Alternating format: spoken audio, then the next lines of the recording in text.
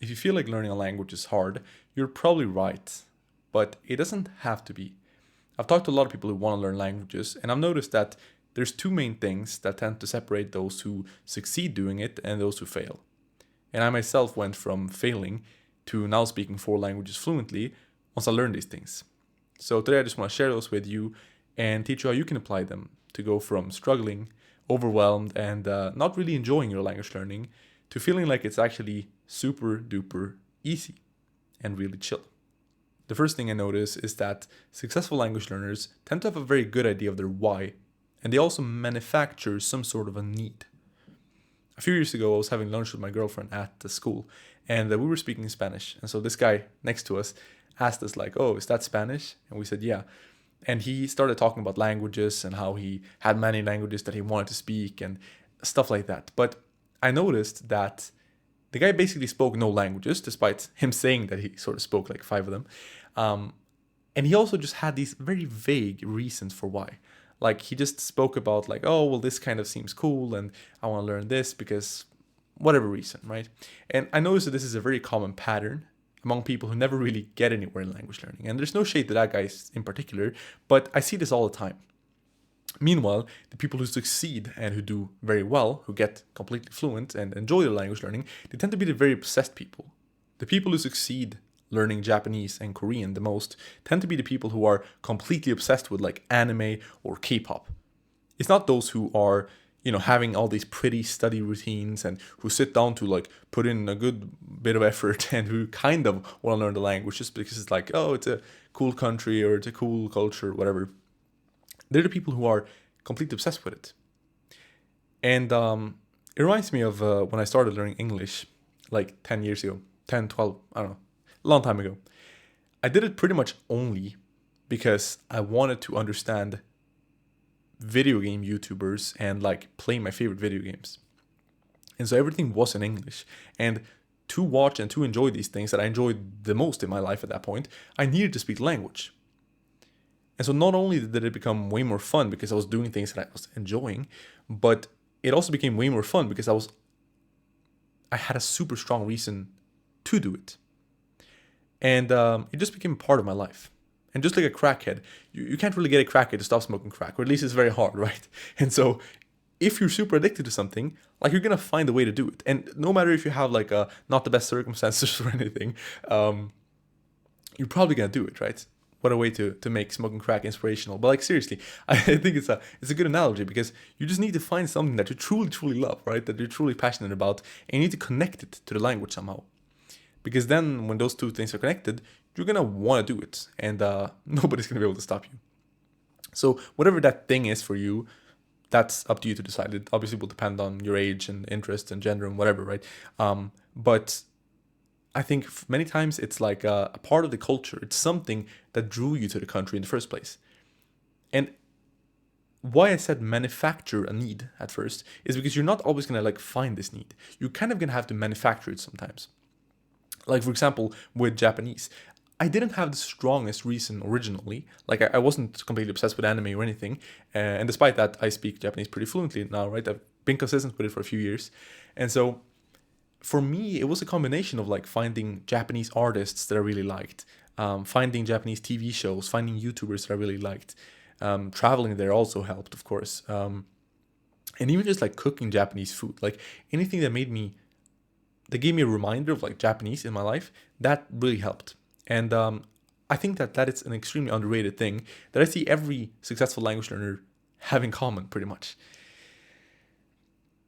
And doing these things can sometimes be used as study in and of themselves, like watching anime, for example, can be counted as Japanese study, but it will be harder to do as a beginner because you're not necessarily going to be able to like watch a TV show or watch a good YouTuber when you don't understand anything. But I think that just the motivation takes you a really long way. Like just having anime, if you like anime, for example, I'm using that because it's a simple example. If you like anime, just having that as a part of your routine, even if it's not effective study, even if you do it with English subtitles, let's say, I think that's good. Because oftentimes we get caught up in this like optimization thing, right? Thinking we need every part of our routine to be perfect to make any kind of progress. When in reality, what may benefit us even more is dropping that kind of perfectionistic attitude and just going after fun. Going after fun with a few basics in place, which is I'll talk about later. And so I think doing that is a good thing. And I also think that setting some goals around it is very smart. Like I had a Japanese TV show that I really liked, and I started off by watching it with English subtitles. I did that for like, I don't know, a week or a few weeks, something like that. And yeah, I might not have made the most progress in like purely learning new words or new grammar structures during those weeks because I watched with English subtitles, but that wasn't really the point, right? Because after that, I had like the biggest motivation boost ever. And I was studying Japanese all the time, like for, I don't know, 5 hours or more every single day. And I hadn't done that previously. And so even if I traded a little bit of effectiveness or whatever, like just integrating that into my life and setting goals around it. Setting a goal like I want to understand this TV show in 6 months or in a few months or in a year or whatever, that was super cool. And then going back to it later and noticing like, holy shit, I can actually watch this now and I can understand it, and it's actually understandable. Like that was just really cool. And it's been the same thing for artists, for a lot of things. And I think that's super important.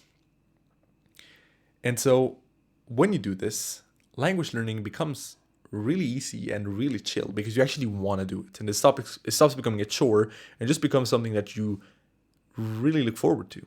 Like after I'm done with recording this, I'm looking forward to getting onto YouTube and watching these like Spanish YouTubers that I've recently discovered. And yeah, I just hope that you can also get the same feeling, because I think that language learning becomes infinitely more easy when you get that. And the second point is to have some sort of structure.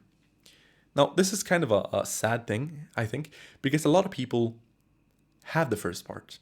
They are really obsessed. They really have this like surge of motivation and they're super connected to the culture. But if you don't have any good kind of structure behind that, like if you're not studying in a way that's sensible, and more importantly, just structured, that's really important, you're going to get overwhelmed and you're going to quit because you don't have a plan. A lot of people tend to do random things and just hope it works. And that almost always fails you. Or it might get you some results, but not the results that you want to get. And that's the sad part, in my opinion, because like you can truly study for years and you can put in effort, but just get very little out of it. So to make sure that doesn't happen once you have this fire within you, I want you to pick just a few things and commit to them. So when I started learning Italian last year, I learned it for about a month and I got like pretty conversational at it. According to an italki teacher, I got to like a B1 level in 25 days, which was, pretty good. Not to toot my own horn or anything, but and what all I did was that I first had a good reason. So I have family who lives there and I had a trip coming up. So that was a good motivating reason. But then I just had a few things that I did. I committed and I picked just a few things. I committed to learning X amount of words a day. I can't remember exactly, but it kind of shifted up and down, but it was like 10, 15, 20 words a day. And I also committed to finishing an audio course that covered like the most common and the most essential grammar of the language. And then I committed to every night watching some YouTube videos in Italian by the Easy Italian channel, and I had a couple others. And then later on, I also spoke in the language. And just having this kind of bare bones routine, just not worrying about like, oh, I had to find the perfect app. Oh, I have to take the prettiest notes and just like review them at the perfect times. Getting rid of all this kind of performance anxiety and just like relaxing. I think that's super key while still having a good base of things. The key is just structure. And the key is having a simple routine that has all the ingredients to still get you fluent. If you have those two things, I honestly think that you are going to have no problems at all learning a language. And I think that you can get fluent in pretty much any language you want. And it's just going to be a matter of time. And you're not even going to notice the time because you're just going to love it so much. And it's going to be super fun. So I hope that helped you.